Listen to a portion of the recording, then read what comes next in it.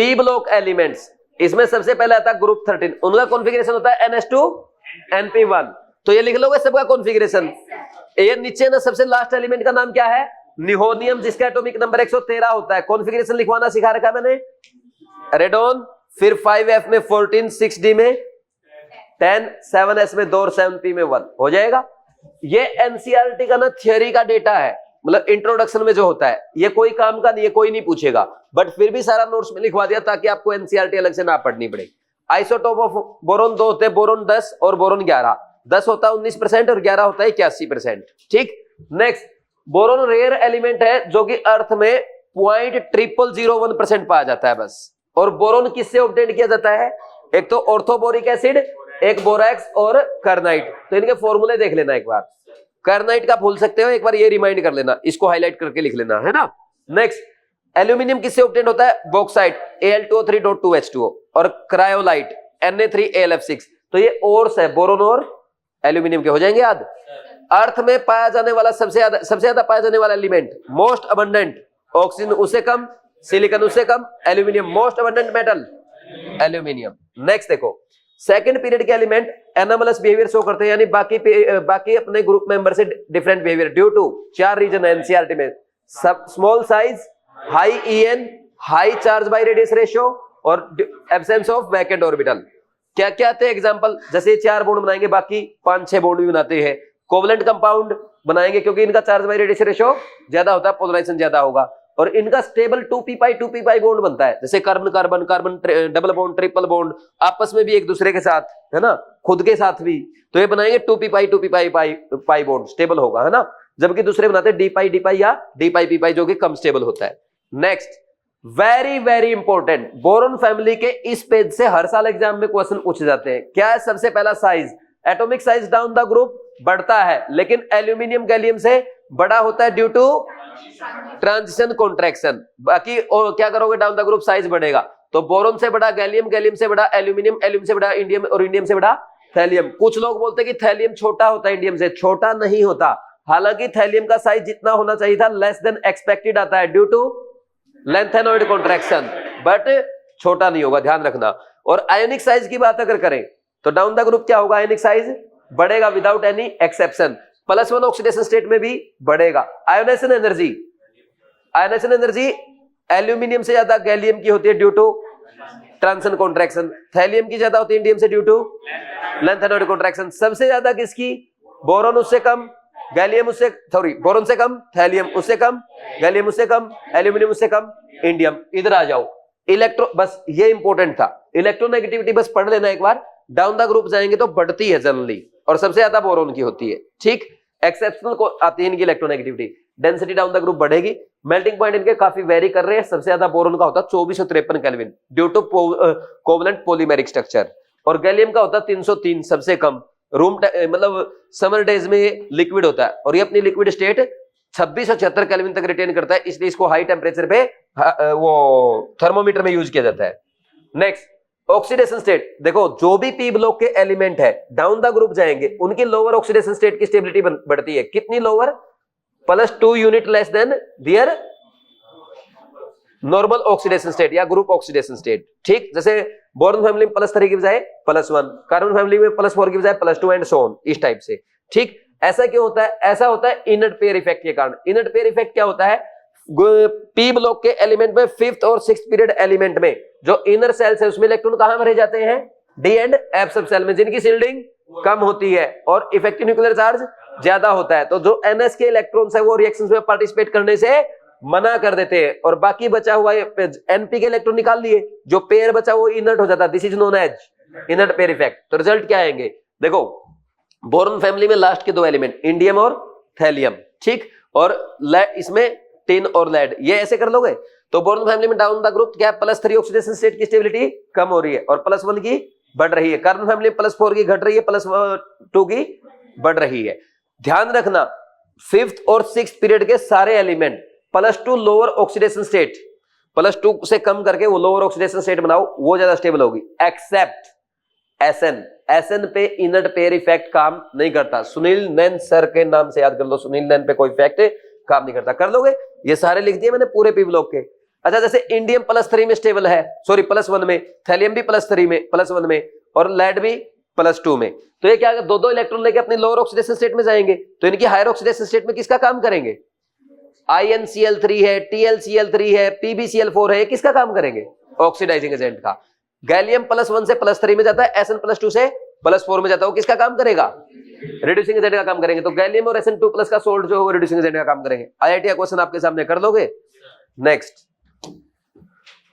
Complex forming tendency. अरे जिसके पास vacant orbital है, जिसका साइज छोटा है, high charge by radius ratio, वही कॉम्प्लेक्स बनाता है। तो बोरॉन बनाता है जैसे एक Bf3 के साथ एक F- लेके Bf4-। एल्यूमिनियम क्या है, 6 बॉन्ड भी बना सकता है क्योंकि उसके पास वैकेंट 3d ऑर्बिटल्स है। Nature of compound, boron generally क्या बनाता है? कोवलेंट कंपाउंड बनाता है, बाकी आयोनिक भी बनाते हैं क्योंकि बोरॉन का साइज छोटा होता है, high charge by radius ratio, polarization ज्यादा होगा। देखो एनहाइड्रस AlCl3 क्या बनाता है? डाइमर बनाता है। उसमें ये वाला एंगल कितना आएगा? Cl-Al-Cl, इधर वाला 118, और ये Cl-Al-Cl ये वाला 79, और एल्यूमिनियम Cl एल्यूमिनियम 101, याद रखना 101, ठीक, आ सकता है एग्जाम में, ठीक। और इधर सुनो, एल्यूमिनियम वाटर के साथ रिएक्शन करके क्या बनाएगा? ये बनाएगा AlH2O6, जिसकी ज्योमेट्री टेट्रा ऑक्टाहेड्रल और हाइब्रिडाइजेशन sp3d2 होगा, नीट में आया था। और एल्यूमिनियम की जो AlCl3 जो होता है एनहाइड्रस, उसकी बोतल के बाहर है ना वेपर्स बन जाते हैं व्हाइट व्हाइट। क्यों बनते हैं? क्योंकि ये डेलिक्विसेंट होता है नेचर में, और ये क्या करेगा? मॉइस्चर के साथ रिएक्ट कर जाएगा, जिससे मोस्ट HCl बन जाएगा, और मोस्ट HCl व्हाइट फ्यूम्स बनाता है। एनसीईआरटी का टेक्स्ट क्वेश्चन है। Next, chemical properties. अगर रिएक्शन करे हेलोजन के साथ, ट्राइहेलाइड बनाएंगे सारे एक्सेप्ट TLI3। TLI3 एग्जिस्ट नहीं करता, क्यों? क्योंकि थैलियम +3 में ऑलरेडी ऑक्सीडाइजिंग एजेंट है और आयोडाइड आयन रिड्यूसिंग एजेंट है, तो एक दूसरे को ऑक्सीडाइज रिड्यूस कर देते हैं, ठीक। नेक्स्ट क्या है? Lewis acidic character. तो BF3 BCl3 BBr3 BI3 down the group तो बढ़ेगा, बैक बॉन्डिंग का रीजन बता रखा है पहले ही। और नीचे इसमें देखो, अगर आपने हेलोजन सेम लिया और इसके एलिमेंट्स लिए बोरॉन फैमिली के, तो down the group Lewis acidic character घटेगा। पता है क्यों? क्योंकि डाउन द ग्रुप जाने पे M3+ आयन जो है आपका, उसका साइज बढ़ेगा, और साइज बढ़ेगा तो चार्ज डेंसिटी कम, लोन पेयर को एक्सेप्ट करने की टेंडेंसी कम, लुईस एसिडिक करैक्टर कम। Next, reaction with air. Nitrogen के साथ बनाएंगे नाइट्राइड BN ALN, है ना, इस टाइप के, और ऑक्साइड बनाएंगे E2O3 टाइप, जैसे B2O3 क्या होता है? एसिडिक, Al2O3 Ga2O3 एम्फोटेरिक, और In2O3 Tl2O3 बेसिक। कर लोगे? रिएक्शन विद एसिड एनालॉगली, बोरॉन तो रिएक्ट नहीं करेगा, एल्यूमिनियम रिएक्ट करता है दोनों के साथ। क्यों रिएक्ट करता है? क्योंकि एम्फोटेरिक होता है। और कभी कंसंट्रेटेड HNO3 के साथ आपने बेरिलियम, एल्यूमिनियम और क्रोमियम को अगर रिएक्ट करा, ये इंपॉर्टेंट पॉइंट है, इस पे DR लिख लेना, ये आगे आता है एनसीईआरटी में, इलेक्ट्रोकेमिस्ट्री में भी, ठीक, डी ब्लॉक में भी आता है, ठीक। क्या होगा? ये रिएक्ट नहीं करता क्योंकि उनके सरफेस पे ऑक्साइड की प्रोटेक्टिव लेयर बन जाती है। बोलो कोई डाउट है क्या? Next, carbon family. ये कार्बन फैमिली का इलेक्ट्रॉनिक कॉन्फ़िगरेशन सबसे लास्ट में आता है फ्लोरोवियम, है ना, इसका कॉन्फ़िगरेशन लिख दोगे, जिनोन, जिनोनी और रेडोन आएगा। पीछे भी जिनोन लिख दिया था क्या मैंने? रेडोन ही लिखा है पक्का। 86 होता ना इसमें, 5F14 6D10 7S2 7P2। कर लोगे?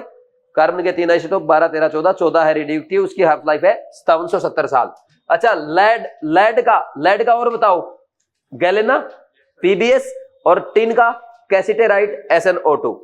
Very very important. इधर देखो भाई, बोरॉन फैमिली से ऑलरेडी आपके एग्जाम में टेबल से डायरेक्ट क्वेश्चन आ चुके हैं, लेकिन कार्बन फैमिली से नहीं आया। क्या आ सकता है? कार्बन फैमिली का आयनाइजेशन एनर्जी का order, down the group ionization energy घटेगी, लेकिन लेड की टिन से ज्यादा होती है। क्यों? Due to lanthanoid contraction. ऐसे याद कर दो, कहे सीता जी प्रभु सुनो, ठीक। और मेल्टिंग पॉइंट में भी क्या होगा? Down the group melting point घटेगा, लेकिन लेड का टिन से ज्यादा होता है, वही सेम ऑर्डर आ जाएगा जो कि आयनाइजेशन एनर्जी का। आयनाइजेशन एनर्जी और मेल्टिंग पॉइंट का ऑर्डर सेम होता है। ये ज्यादा इंपॉर्टेंट है क्योंकि जेईई मेंस 2025 में आ चुका है, और नीट में आया तो बहुत सारे बच्चे गलत करके आएंगे क्योंकि ये पढ़ाया नहीं जाता है। कर लोगे? Next, boiling point density order नहीं आएगा। Catenation, self linking property, very important. Down the group जाएंगे तो आपस में बॉन्ड बनाने की प्रॉपर्टी घटती है। सबसे ज्यादा किसकी? कार्बन की, उससे कम सिलिकॉन, जर्मेनियम की और टिन की सेम होती है, और लेड कैटिनेशन शो नहीं करता है। बॉन्ड एनर्जी पूछ ले तो सबसे ज्यादा कार्बन, उससे कम सिलिकॉन, उससे कम जर्मेनियम, और सबसे कम टिन। बोलो कोई डाउट है क्या? तो ये 3 पॉइंट है जहां से क्वेश्चन आ सकता है, आयनाइजेशन एनर्जी, मेल्टिंग पॉइंट और कैटिनेशन। हो जाएगा भाई। नेक्स्ट, ये देखो chemical property, hydride EH4 type बनाएंगे, डाउन द ग्रुप उनकी थर्मल स्टेबिलिटी घटेगी, रिड्यूसिंग कैरेक्टर बढ़ेगा। टेट्राहैलाइड पे आ जाओ, SnF4 PbF4 ये आयनिक है, बाकी कार्बन फैमिली के सारे टेट्राहैलाइड कोवलेंट है। PbBr4 PbI4 एग्जिस्ट नहीं करता, बाकी सारे एग्जिस्ट करेंगे। क्यों नहीं एग्जिस्ट करते हैं? क्योंकि Pb+4 में ऑक्सीडाइजिंग है और Br- और I- अच्छे रिड्यूसिंग एजेंट है, तो ये दोनों इसको +2 में रिड्यूस कर देते हैं। ये अपना रीजन। एनसीईआरटी का रीजन क्या? एनसीईआरटी ये कहती है जब PbBr2 और PbI2 बनेगा ना तो 2 सिग्मा बॉन्ड तो बन जाएंगे, क्योंकि इसके पास 6s2 6p में 2 अनपेड इलेक्ट्रॉन है, ठीक, तो इसके कारण आराम से 2 सिग्मा बॉन्ड बन जाएंगे। लेकिन PbBr2 और PbI2 को जब 2-2 बॉन्ड बनेंगे ना, इतनी एनर्जी रिलीज नहीं होती कि वो 6s के इलेक्ट्रॉन को 6p में एक्साइट करा सके। बोलो कोई डाउट है क्या? नेक्स्ट, इसके बाद कार्बन फैमिली के हैलाइड में, टेट्राहैलाइड में कार्बन के टेट्राहैलाइड को हाइड्रोलाइज नहीं किया जा सकता क्योंकि उसके पास वैकेंट ऑर्बिटल नहीं होता। बाकी के टेट्राहैलाइड हाइड्रोलाइज हो जाते हैं, क्यों? क्योंकि वैकेंट ऑर्बिटल होते हैं। जैसे SiCl4 क्या बनाएगा? Silicic acid. कार्बन के टेट्राहैलाइड लुईस एसिड का काम नहीं करते, बाकी के करेंगे, क्यों? क्योंकि उनके पास वैकेंट ऑर्बिटल होता है लोन पेयर एक्सेप्ट करने के लिए। जैसे ये एग्जांपल लिखवा रखे हैं। SiF62- एग्जिस्ट नहीं करता, एग्जिस्ट करता है, सॉरी, SiCl62- नहीं करता। क्यों नहीं करता? 2 रीजन, क्योंकि क्लोराइड आयन का साइज बड़ा, स्टेरिक हिंड्रेंस हो जाएगी। दूसरा रीजन क्या था? बोलो बोलो। क्योंकि Si+4 और क्लोराइड आयन के लोन पेयर में अच्छा इंटरेक्शन नहीं हो पाता due to large size of Cl-। ठीक, तो ये 2 रीजन है, हो जाएगा। नेक्स्ट, ये इंटेक्स क्वेश्चन था, एनसीईआरटी का आया नहीं आज तक। स्टेबिलिटी कार्बन के टेट्राहैलाइड की टेट्राहैलाइड की डाउन द ग्रुप घटेगी और डाइहैलाइड्स की बढ़ती है due to inert pair effect. Reaction with water, tin water के साथ रिएक्ट करेगा, स्टीम के साथ रिएक्शन करता है, क्या बनाएगा? SnO2 + H2। लेड रिएक्ट नहीं करेगा क्योंकि due to formation of protective oxide layer. Reaction with oxygen, oxide बनाएंगे, मोनोऑक्साइड और डाइऑक्साइड। ये मोनोऑक्साइड बनते हैं MO टाइप, सारे बन जाएंगे, और डाइऑक्साइड बनते हैं MO2 टाइप। तो CO क्या है? Neutral, SiO unstable, GeO distinctly acidic, और SnO एंड PbO एम्फोटेरिक। और ये CO2 SiO2 GeO2 एसिडिक, और नीचे के दोनों SnO2 PbO2 एम्फोटेरिक। हो जाएगा ना? ये एग्जाम में आ सकता है, यहां से match the column. Nitrogen family configuration NH2NP3 होता है, कर लोगे सारे कॉन्फ़िगरेशन। लास्ट एलिमेंट कौन सा है? मॉस्कोवियम 115। इसका कॉन्फ़िगरेशन लिखना आता है Rn5F14 6010 7s2 7p3। इधर आ जाओ, नाइट्रोजन क्या है? 78% है एयर में बाई वॉल्यूम। और नाइट्रोजन कहां पाया जाता है? वो कहां से ऑब्टेन करते हैं? चिले saltpetre NaNO3, Indian saltpetre KNO3 से। Phosphorus is obtain from apatite family. देखो इंपॉर्टेंट क्वेश्चन है, इधर सुन लो। एनसीईआरटी में इंट्रोडक्शन में लिखा है phosphorus is obtain from apatite family. Apatite family में जो सॉल्ट बनता है उसका फॉर्मूला क्या होता है? कैल्शियम 9 फॉस्फेट 6.CaX2, या आप लिख सकते हो 3 molecules of calcium phosphate .CaX2।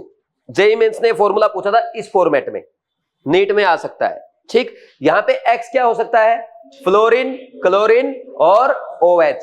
Examiner ने अगर ये फॉर्मूला देके क्वेश्चन पूछ लिया, X can't be fluorine, chlorine, iodine, OH, iodine, कर लोगे या नहीं कर लोगे? ठीक, एग्जाम में आ सकता है। फ्लोरोएपेटाइट का एग्जांपल लिखा है, और फास्फोरस बोन्स और रॉक्स में भी प्रेजेंट होता है। Next, physical property, size down the group nitrogen family का बढ़ेगा, इनेशन एनर्जी घटेगा, इलेक्ट्रोनेगेटिविटी घटेगा।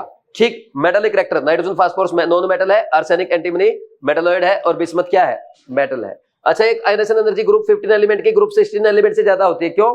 क्योंकि NP3 हाफ फिल्ड सब सेल है, स्टेबिलिटी ज्यादा, आयनेशन एनर्जी ज्यादा। और ऑक्सीजन फैमिली में NP4 पी सब सेल में पेयरिंग हो गई, पेयरिंग के कारण इलेक्ट्रॉनिक रिपल्सन, आयनेशन एनर्जी घटेगा। डेंसिटी का कोई मतलब नहीं है, डाउन द ग्रुप बढ़ती है, फालतू का क्वेश्चन है। Catenation very very important, down the group घटेगा, लेकिन ध्यान रखना नाइट्रोजन का फास्फोरस से कम होता है due to lone pair repulsion, bond energy घट जाती है, कैटिनेशन घट जाता है। नेक्स्ट, केमिकल प्रॉपर्टीज, हाइड्राइड बनाएंगे कितने टाइप के? किस टाइप के? ES3 टाइप के। आपके हाइड्राइड से हर बार एक क्वेश्चन आता ही आता है, तो आप बताओ थर्मल स्टेबिलिटी क्या होगा डाउन द ग्रुप? हाइड्राइड की डिक्रीज होगी, reducing character increase. Heat of formation, अगर यहाँ पे रिलीज की बात करें तो सबसे ज्यादा किस केस में रिलीज होगी? अमोनिया, बाकी में तो एब्जॉर्ब होती है। तो आप बोल दोगे down the group heat of formation release होने का ऑर्डर घटेगा। EH बॉन्ड लेंथ बढ़ेगा, बॉन्ड एनर्जी घटेगा, बॉन्ड एंगल घटेगा, क्योंकि क्या है? sp3 हाइब्रिडाइजेशन है सब में, एक लोन पेयर है, तो down the group central atom की इलेक्ट्रोनेगेटिविटी घटा, बॉन्ड एंगल घटेगा। Bond strength, sorry bond basic strength down the group घटेगा, क्योंकि साइज ऑफ सेंट्रल एटम बढ़ेगा तो लोन पेयर डेंसिटी घटता है। तो इसलिए rate of formation of NH4+ ज्यादा होगा PH4+ से, क्योंकि अमोनिया की बेसिक स्ट्रेंथ ज्यादा होती है PH3 से। Kb की वैल्यू डाउन द ग्रुप घटेगी, pKb की बढ़ेगी। बॉइलिंग पॉइंट PH3 ज्यादा ESS3 उससे ज्यादा अमोनिया उससे ज्यादा SbH3 और इससे ज्यादा BiS3, और मेल्टिंग पॉइंट PH3 ज्यादा ESS3 उससे ज्यादा SbH3 और उससे ज्यादा अमोनिया। अमोनिया आगे क्यों आ रहा है? Due to intermolecular hydrogen bonding. Next halides, trihalide बनाएंगे एक्सेप्ट NCl3 NBr3 NI3। ये क्यों नहीं बनते? क्योंकि due to large size of Cl Br और I बॉन्ड लेंथ बढ़ जाएगा, बॉन्ड एनर्जी घट जाएगा। और दूसरा इनमें लेस इलेक्ट्रोनेगेटिविटी डिफरेंस होता है, जिसके कारण बॉन्ड पोलैरिटी कम होगी, बॉन्ड एनर्जी कम, स्टेबिलिटी कम। ठीक। पेंटाहेलाइड नाइट्रोजन के तो बनेंगे नहीं, क्योंकि उसकी मैक्सिमम वैलेंसी कितनी होती है? 4। और पेंटाहेलाइड सारे बनेंगे, बिस्मथ का सिर्फ एक बनता है BiF5, इसके बाकी नहीं बनेंगे। क्यों? क्योंकि बिस्मथ की ऑक्सीडेशन स्टेट क्या होती है? +5 की बजाय +3 स्टेबल होती है due to inert pair effect. Pentahalide more covalent होते हैं ट्राईहेलाइड से, वो आपको पता ज्यादा चार्ज होने की वजह से, चार्ज बाय रेशियो बढ़ेगा, पोलराइजेशन बढ़ेगा, कोवलेंट फैक्टर बढ़ेगा। ये PCl5 sp3d trigonal bipyramidal, axial bond length equatorial से ज्यादा होती है। नेक्स्ट ऑक्साइड E2O3 टाइप और E2O5 टाइप। देखो ये नाइट्रोजन और फास्फोरस के दोनों ट्राईऑक्साइड एसिडिक, आर्सेनिक और एंटीमनी के एम्फोटेरिक, और बिस्मथ का बेसिक। और पेंटाऑक्साइड में नाइट्रोजन, फास्फोरस और आर्सेनिक के एसिडिक, एंटीमनी का एम्फोटेरिक और बिस्मथ का क्या होता है? बेसिक होता है। ये मैं आपको करवा चुका हूं, कहां पे? एम्फोटेरिक ऑक्साइड में। ऑक्सीजन के नाइट्रोजन के ऑक्साइड जो होते हैं वो N2NO न्यूट्रल है, और बाकी ये तीनों एसिडिक हैं। Reaction with metal, magnesium nitrogen के साथ मैग्नीशियम नाइट्राइड बनाएगा, Mg3N2 कैल्शियम फॉस्फोरस के साथ कैल्शियम फॉस्फाइड बनाएगा। अगर इनका हाइड्रोलिसिस करते हो ना, तो ये क्या करेगा? 3 मोल मैग्नीशियम हाइड्रोक्साइड, 2 मोल अमोनिया, किसके साथ? 6 मोल वाटर मॉलिक्यूल के साथ। वैसे ही कैल्शियम फॉस्फाइड 6 वाटर मॉलिक्यूल के साथ 3 कैल्शियम हाइड्रोक्साइड, 2 मोल फॉस्फिन के। और बाकी ये सोडियम आर्सेनाइड, जिंक एंटिमनाइड, मैग्नीशियम बिस्मथाइड बनेंगे। इसके बाद क्या आएगा? Oxidation state, down the group जाने में +5 के ऑक्सीडेशन स्टेट की स्टेबिलिटी घटेगी, +3 की बढ़ेगी due to inert pair effect. -3 में down the group stability of oxidation state क्या होगी? घटेगी, क्योंकि down the group metallic character बढ़ता है, इलेक्ट्रॉन लेने की टेंडेंसी घटती है। मिनिमम ऑक्सीडेशन स्टेट में हमेशा एलिमेंट रिड्यूसिंग एजेंट का काम करेगा, मैक्सिमम में ऑक्सीडाइजिंग का। बीच की ऑक्सीडेशन स्टेट में दोनों कर सकता है, तो डिस्प्रोपोर्शनेशन रिएक्शन शो करेगा। ठीक, यानी साइमल्टेनियसली एक ही रिएक्शन में ऑक्सीडेशन और रिडक्शन होगा। ये 2 रिएक्शन दे रखी है, HNO2 HNO3 और NO में जाता है, और S3PO4 +3 से S3O4 S3PO4 +5 और PS3 में जाता है।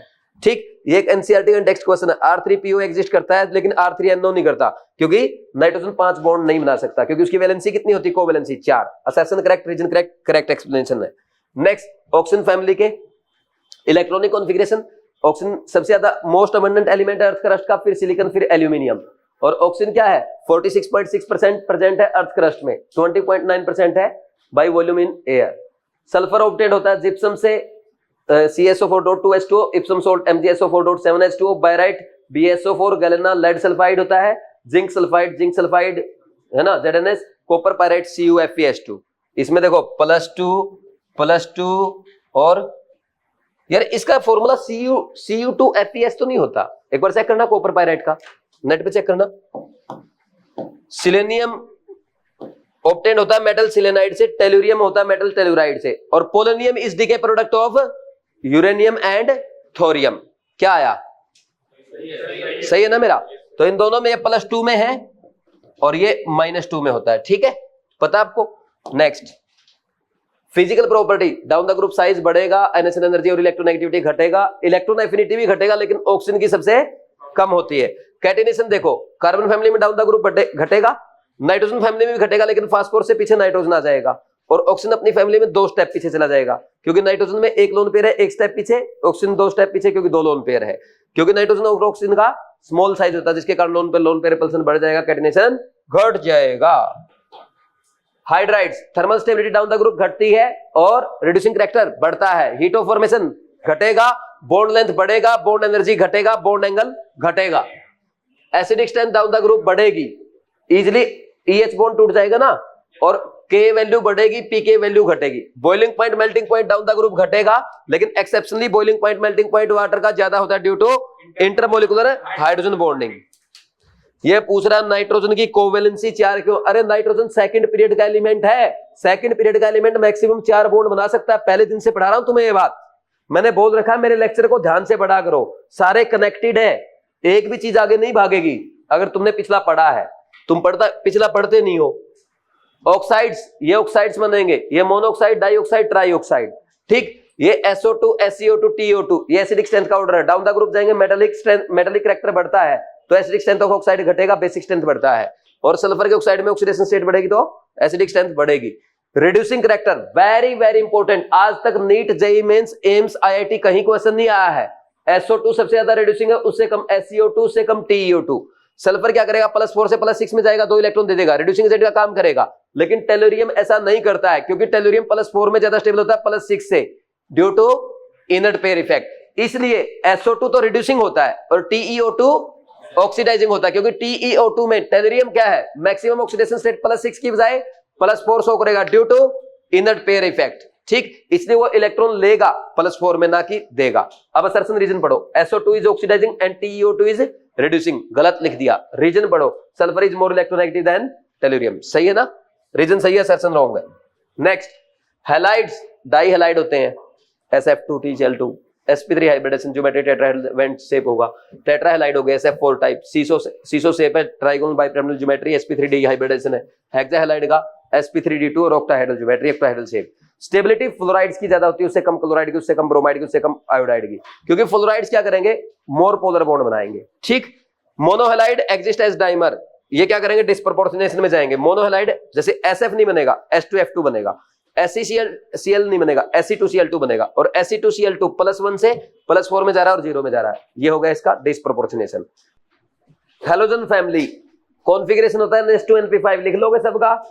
टेनेसिन, ये टेनेसिन का भी देख लोगे क्या, Rn5F 14 6D 10 7S2 7P5। इधर आ जाओ अब। फ्लोरीन क्या है, fluorine is obtained from fluorspar, formula बोलो, CaF2, cryolite, Na3LF6 and fluorapatite. Very very important, याद रखोगे, 3 कैल्शियम फॉस्फेट डॉट CaF2 हो जाएगा याद। Next Cl2Br2 I2 is obtained from metal salts. अब इधर ध्यान दो भाई, देखो ये आपके NCERT के इंट्रोडक्शन में लिखा है, लेकिन आज तक एग्जाम में नहीं पूछा गया है, और यहां पे बच्चे मिस्टेक कर सकते हैं। क्या मिस्टेक होगी, देखो, ब्रोमीन इज ऑब्टेन्ड फ्रॉम कार्नलाइट, कार्नलाइट का फॉर्मूला क्या है, KCl.MgCl2.6H2O। देखने में ऐसा लगता है इसमें तो ब्रोमीन है ही नहीं, लेकिन इसमें ब्रोमीन प्रेजेंट होता है इंप्योरिटी के फॉर्म में, और कौन सी इंप्योरिटी, 0.5% MgBr2 के फॉर्म में। बोलो कोई डाउट है क्या, तो यहां से मिलता है। नेक्स्ट, आयोडीन, ये लेमनेरिया से मिलता है, जो एक डीप सी विल्ड, इसको कैल्प भी बोला जाता है। एक ये पॉइंट था, आयोडीन चिले सोल्ट पीटर से भी मिलता है। अब इसका तो फॉर्मूला NaNO3 है, इसमें तो आयोडीन तो है ही नहीं, बट इसमें आयोडीन प्रेजेंट होता है in form of 0.2% sodium iodate, 0.2% NaIO3। कर लोगे दोनों याद, देख लेना एक बार NCERT में, बाई चांस अगर आ गया तो मिस्टेक नहीं होगा। Next, physical property, charge down the group बढ़ेगा, इनिशियल एनर्जी, इलेक्ट्रोनेगेटिविटी घटेगा, इलेक्ट्रॉन एफिनिटी भी घटेगा, क्लोरीन की सबसे ज्यादा होती है, bond distribution energy down the group घटेगा, Cl2 सबसे ज्यादा, उससे कम Br2, उससे कम F2, उससे कम I2, F2 की कम इसलिए होती है ड्यू टू लोन पे रिपल्सन। इधर आ जाओ, ऑक्सीडेशन स्टेट, फ्लोरीन 0 और -1 ऑक्सीडेशन स्टेट शो करता है ओनली। सिर्फ एक केस ऐसा है जिसमें पॉजिटिव ऑक्सीडेशन स्टेट शो करता है, दैट इज HOF। बोलो कोई डाउट है क्या। नेक्स्ट, क्लोरीन, ब्रोमीन, आयोडीन -1 से +7 तक शो करते हैं। ये -1 शो करेंगे ग्राउंड स्टेट में, +1 भी ग्राउंड स्टेट में, लेकिन +3 फर्स्ट एक्साइटेड स्टेट, +5 सेकंड और +7 third excited state. Very good. Next, reducing power क्या होती है लाइट्स की, डाउन द ग्रुप बढ़ेगी, ये बोला था ना मैंने। हाँ, ये स्लाइड बहुत ज्यादा इंपॉर्टेंट है, जहां से आपके एग्जाम में क्वेश्चन आ सकता है। एक तो सीधे ये 2 order, reducing power of halides क्या होती है, डाउन द ग्रुप बढ़ेगी, F- ज्यादा, Cl- ज्यादा, Br- ज्यादा, I-। और ऑक्सीडाइजिंग पावर का ऑर्डर क्या आएगा, डाउन द ग्रुप घटेगी, F2 मोस्ट ऑक्सीडाइजिंग एजेंट है, फिर down the group oxidising power घटती है। NCERT का एक इंटेक्स क्वेश्चन है भाई, क्लोरीन की इलेक्ट्रॉन एफिनिटी फ्लोरीन से ज्यादा होती है, फिर भी फ्लोरीन क्या है, बेटर ऑक्सीडाइजिंग एजेंट क्लोरीन से। क्यों, क्योंकि देखो 3 स्टेप होते हैं आपके ऑक्सीडेशन में। सबसे पहला X2 को डिसोशिएट करोगे X एटम में, इसमें बॉन्ड डिस्ट्रीब्यूशन एनर्जी एब्जॉर्ब होगी, फिर X गैसियस एटम में एक इलेक्ट्रॉन लेकर X- में जाएगा, इसमें इलेक्ट्रॉन गेन एंथैल्पी रिलीज होगी, और X- फिर एक्वस मीडियम में सब कुछ हो रहा है, तो इसका हाइड्रेशन होगा, हाइड्रेशन एंथैल्पी रिलीज होगी। तो इसमें 3 एनर्जी का सम होता है, बॉन्ड डिस्ट्रीब्यूशन एनर्जी जो कि एब्जॉर्ब होती है, इलेक्ट्रॉन गेन एंथैल्पी और हाइड्रेशन एंथैल्पी रिलीज होती है। तो इस प्रोसेस में जितनी ज्यादा एनर्जी रिलीज होगी उतना ही ज्यादा क्या होगा, स्ट्रॉन्ग ऑक्सीडाइजिंग एजेंट होगा। यानी जिसकी बॉन्ड डिस्ट्रीब्यूशन एनर्जी कम हो, इलेक्ट्रॉन गेन एंथैल्पी और हाइड्रेशन एंथैल्पी ज्यादा हो। तो फ्लोरीन की अगर बात करें, फ्लोरीन बेस्ट ऑक्सीडाइजिंग एजेंट होता है। क्यों होता है? Due to low bond dissociation energy and high hydration enthalpy. याद करना है, डायरेक्ट एग्जाम में पूछा जाएगा। जैसे एक question, F2 work as oxidising agent than Cl2 because it has more high electronegativity, high ionisation energy, high bond dissociation energy, high hydration energy. क्या आ जाएगा? फोर्थ आ जाएगा। ये वाला देखो, F2 क्या करेगा? Cl minus Br minus I minus को सबको ऑक्सीडाइज कर देगा। Cl2 सिर्फ Br माइनस I माइनस को करेगा। F2 की तरफ देख ले, उसकी औकात नहीं है। और Br2 सिर्फ I माइनस को ऑक्सीडाइज करेगा। बोलो कोई डाउट है क्या? Next, melting point, boiling point down the group, molar mass बढ़ने से, वंडर वाल फोर्स बढ़ने से बढ़ेगा। कलर कैसे याद करेंगे? बोलो, फ्लोरीन का लाइट येलो, और क्लोरीन का, ब्रोमीन का, और आयोडीन का। Very good. सोल्यूबिलिटी, ये नॉन पोलर होते हैं हैलोजन, इसलिए नॉन पोलर सॉल्वेंट में सोल्यूबल है। बट आयोडीन वाटर में डिसॉल्व हो जाता है इन प्रेजेंस ऑफ Ki, क्योंकि वो Ki3 बना लेता है। केमिकल प्रॉपर्टीज, हाइड्राइड्स बनेंगे EH टाइप। देखो, thermal stability down the group घटेगी, क्योंकि भाई बॉन्ड डिसोसिएशन एनर्जी घटती है, ये बोल सकते हो सीधा। रिड्यूसिंग करैक्टर बढ़ेगा, थर्मल स्टेबिलिटी का उल्टा होता है। Bond length down the group बढ़ेगी, बॉन्ड एनर्जी घटेगी, और बॉन्ड एनर्जी घटेगी तो इजीली H+ देगा, जिसके कारण एसिडिक स्ट्रेंथ बढ़ेगा डाउन द ग्रुप, और Ka वैल्यू बढ़ेगी, Pk वैल्यू घटेगी। उसके बाद boiling point down the group बढ़ेगा, लेकिन HF का मैक्सिमम होगा due to intermolecular hydrogen bonding. Vapour pressure volatility उल्टा हो जाएगा, HF का सबसे कम, HCl का सबसे ज्यादा, बॉइलिंग पॉइंट का उल्टा। और melting point down the group बढ़ेगा, HCl HBr से ज्यादा, HF का due to intermolecular hydrogen bonding, और न्यू डाउन द ग्रुप घटता है। Next, reaction with metals. एक ये पेज बताया था ना मैंने शायद, हाँ, एक ये स्लाइड भाई, ये भी बहुत इंपॉर्टेंट है। एक क्वेश्चन यहां से आ सकता है एग्जाम में। क्या है? मेटल के साथ जब रिएक्शन करेंगे वो मेटल हैलाइड बनाते हैं। जैसे मान लीजिए हैलोजेंस ने MF MCl MBr Mi type halide बना, तो आपसे पूछा जाएगा इसमें आयनिक करैक्टर का ऑर्डर क्या है या कोवलेंट करैक्टर का ऑर्डर क्या है। आप क्या बोलेंगे? सभी में मेटल आयन कॉमन है, तो आप एनायन से करोगे। हैलाइड आयन एनायन है, यहाँ पे नेगेटिव चार्ज है, सब पे -1, सेम चार्ज हो गया। तो क्या करोगे? साइज से डाउन द ग्रुप जाएंगे, हैलाइड आयन का साइज बढ़ेगा, पोलराइजेबिलिटी बढ़ेगी, कोवलेंट करैक्टर बढ़ेगा, आयोनिक करैक्टर घटेगा। लिख दोगे? ये NCERT में है आपके, आया तो सोल्व हो जाएगा क्या? Very good. Next, reaction with water. देखो, जो क्लोरीन और ब्रोमीन है वो वाटर के साथ रिएक्शन करेंगे, क्या बनाएंगे? HX बनाएंगे और HOX बनाएंगे। क्या इसमें ये ध्यान रखो, 0 से -1 में गया, 0 से +1 में गया, तो H+ के साथ X- गया, और OH- के साथ X+ गया, तो डिस्प्रोपोर्शनेशन हो रहा है। लेकिन फ्लोरीन ऐसे रिएक्शन नहीं देता, फ्लोरीन वाटर को ही ऑक्सीडाइज कर देता है O2 में, और खुद चला जाता है F- में। तो यहाँ पे HF बनता है प्लस O2 बनता है। समझ आया कि नहीं? अब रिएक्शन तो आपका आयोडीन भी ऐसे ही देगा, लेकिन आयोडीन की रिएक्शन रिवर्स हो जाती है। रिवर्स क्यों हो जाती है? क्योंकि I- रिड्यूसिंग एजेंट और O2 क्या है? ऑक्सीडाइजिंग एजेंट है। बोलो कोई डाउट नहीं है ना? इधर मोस्ट इंपोर्टेंट रिएक्शन, भले ही आपका पी ब्लॉक की NCERT की जो रिएक्शंस थी वो हट गई है, लेकिन ये रिएक्शन आ सकती है एग्जाम में। क्यों? क्योंकि ये रेडॉक्स रिएक्शन में भी है। क्या है भाई? जब भी आप हैलोजेंस की रिएक्शन NaOH के साथ कराएंगे, क्या होगा? डिसप्रोपोर्शनेशन होगा, यानी हैलोजन का रिडक्शन भी होगा और ऑक्सीडेशन भी होगा। अब हैलोजन 0 ऑक्सीडेशन स्टेट में है, अगर रिडक्शन होगा किस में जाएगा? -1 में। ऑक्सीडेशन होगा तो +1, +3, +5, +7 में जा सकता है। तो अब आपको क्या करना है? X2 यहाँ पे अगर क्लोरीन, ब्रोमीन और आयोडीन है, इन तीनों में से कोई भी है, जब आप कोल्ड एंड डाइल्यूट NaOH के साथ रिएक्शन कराओगे तो रिडक्शन में तो बनाएगा ये NaX, और ऑक्सीडेशन में है ना कोल्ड एंड डाइल्यूट के साथ NaXO, यानी हैलोजन 0 से -1 में गया और 0 से +1 में गया। वहीं अगर आपने हॉट एंड कंसंट्रेटेड NaOH ले लिया तो क्या हो जाएगा? NaX बनेगा, रिडक्शन होगा, और क्या बनेगा साथ में? NaXO3 बनेगा, +5 में जाएगा। कई बार एग्जाम ये भी क्वेश्चन पूछ लेता है कि halogen hot and concentrated NaOH के साथ किस में जाएगा? -1 +1, -1 +3, -1 +5, -1 +7। क्या बोलोगे?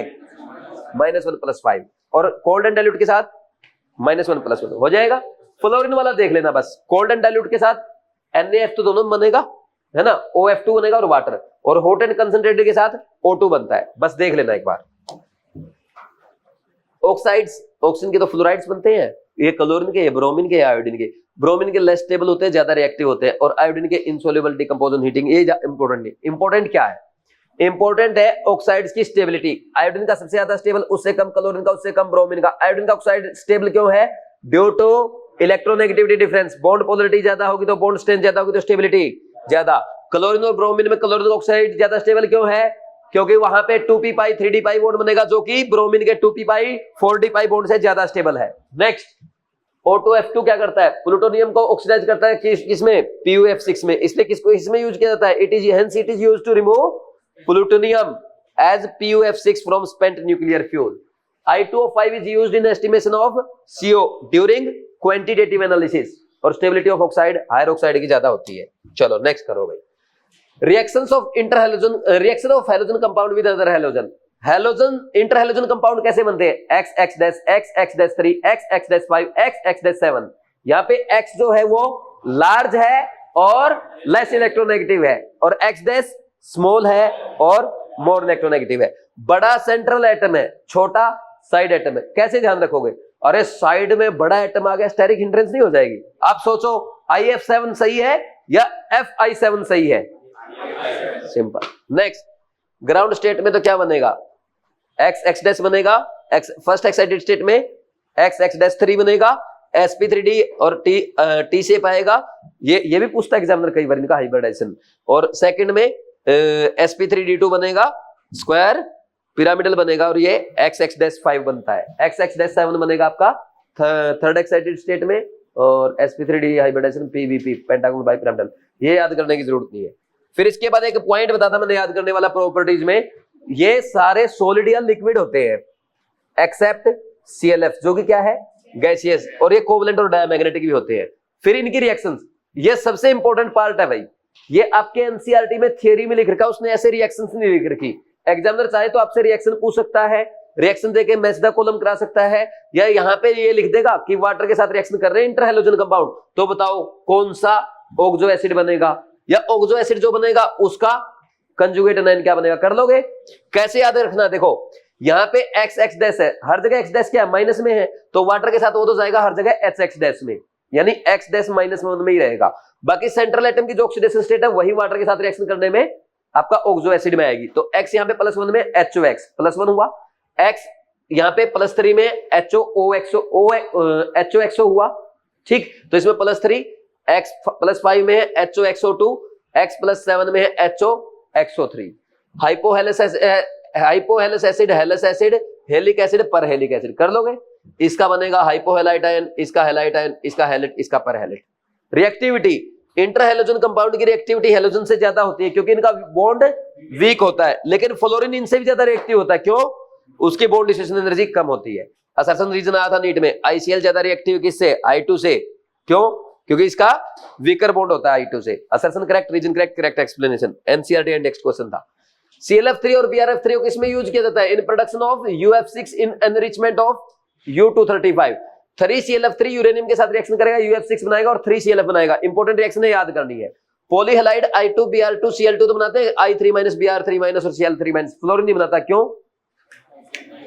क्योंकि इसके पास वैकेंट ऑर्बिटल नहीं होता। एनामलस बिहेवियर ऑफ फ्लोरीन, सबसे अलग बिहेवियर शो करता है फ्लोरीन। क्यों? इसका साइज स्मॉल है, हाई इलेक्ट्रोनेगेटिविटी, लो बॉन्ड डिस्ट्रीब्यूशन एनर्जी, और इसके पास डी ऑर्बिटल अवेलेबल नहीं है। Examples, melting point, boiling point, bond distribution energy, radius, ये सारे क्या है? इसके स्मॉल है। ये इसकी अलग प्रॉपर्टी हो गई बाकी हैलोजन से। और हाई आयनेशन एनर्जी होती है, हाई इलेक्ट्रोनेगेटिविटी होती है, और इसका इलेक्ट्रॉन पोटेंशियल भी ज्यादा होता है। HF लिक्विड है, अदर हैलोजन एसिड क्या है? सॉलिड है। HOF क्या है? एकमात्र ऑक्सो एसिड है, बाकी एक से ज्यादा बनाते हैं। और फ्लोरीन क्या करता है? Most of the reaction exothermic देता है। क्यों? क्योंकि इसका साइज स्मॉल है और ये स्ट्रॉन्ग बॉन्ड फॉर्मेशन करता है। बोलो कोड आउट।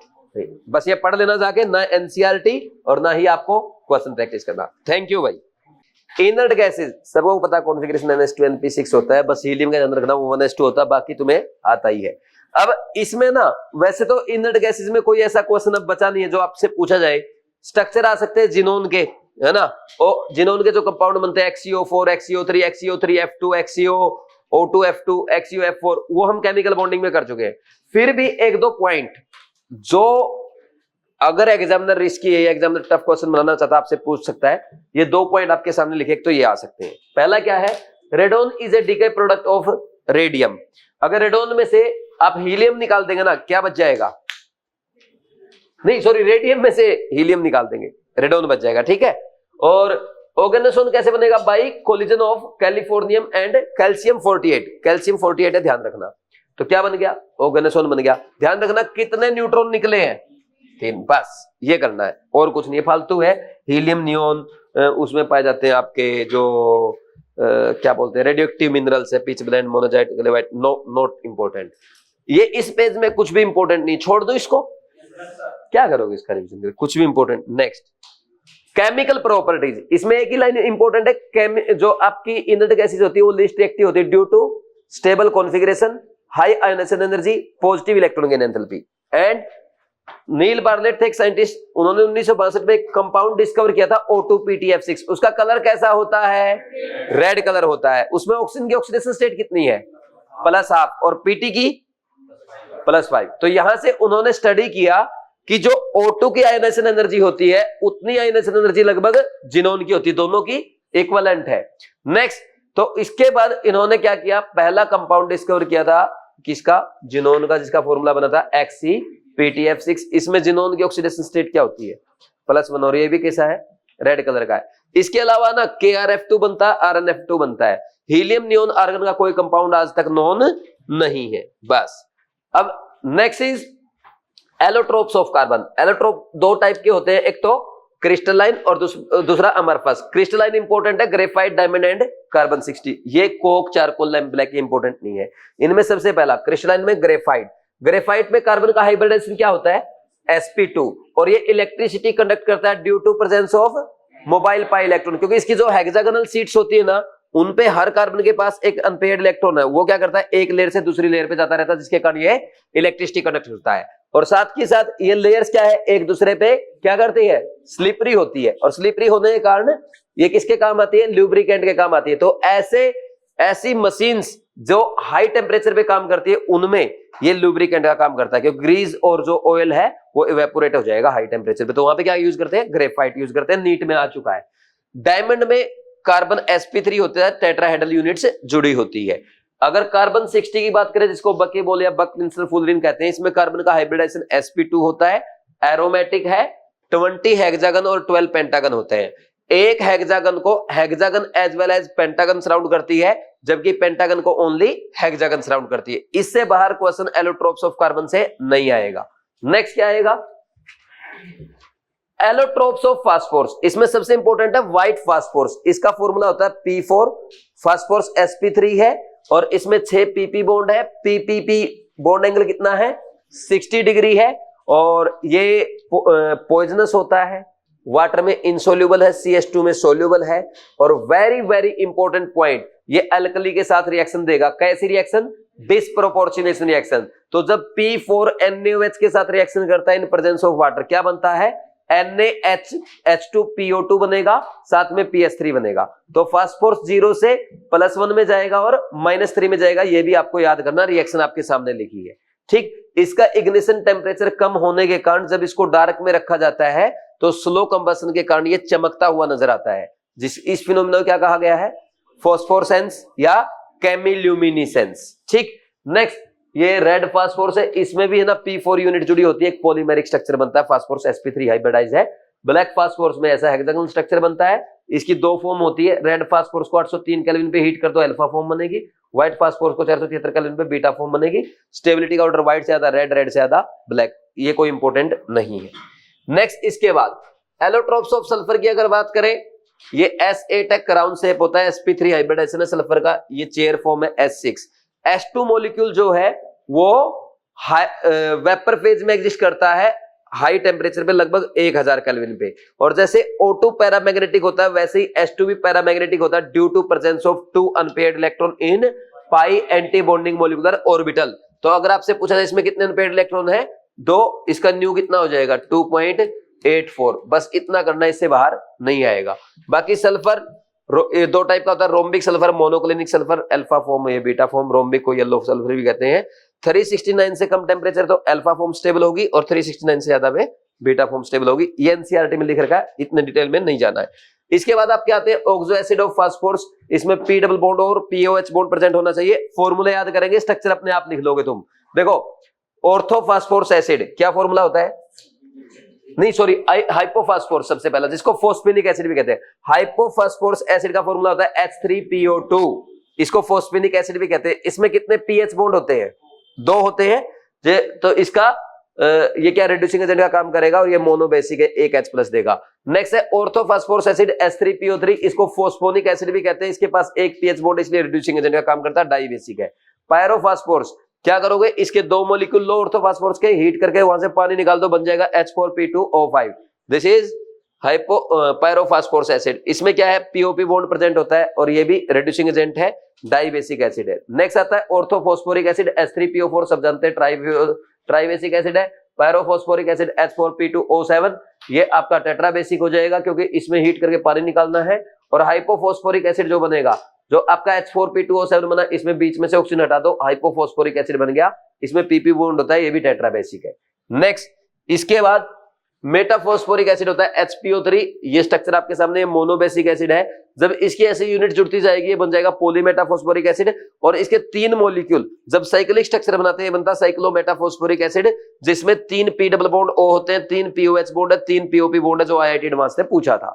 ठीक, नेक्स्ट इसके बाद क्या होगा जब ऑर्थोफॉस्फोरस एसिड डिस्प्रोपोर्शनेट होता है। ऑर्थोफॉस्फोरस एसिड जब डिस्प्रोपोर्शनेट होगा तो H3PO3 कन्वर्ट होता है किसमें, H3PO4 में और PS3 में। यानी यहाँ पे फास्फोरस +3 से किसमें जाएगा, +5 एंड -3 में। बोलो कोई डाउट।